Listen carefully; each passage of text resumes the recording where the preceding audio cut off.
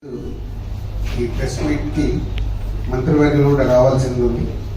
పోతే ఆ ఇన్సిడెంట్ వల్ల ఈరోజు ఆ ప్రోగ్రామ్ని క్యాన్సిల్ చేసి మీడియా మిత్రుల ద్వారా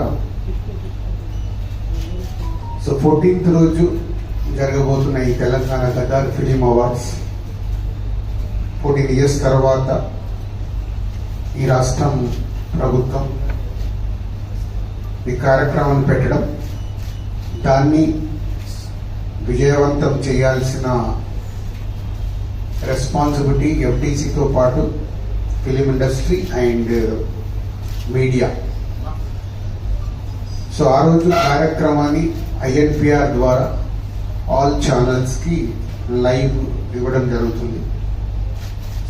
ఐఎన్పిఆర్ ద్వారా మీరు కమ్యూనికేట్ చేసుకొని ఆ ఈవెంట్ని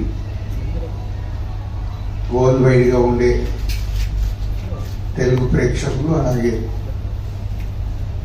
అదర్ లాంగ్వేజ్లో కూడా ఇప్పుడు పాన్ ఇండియా అయిన తర్వాత మన హీరోల సినిమాలు ప్రపంచవ్యాప్తంగా రిలీజ్ అవుతున్నాయి.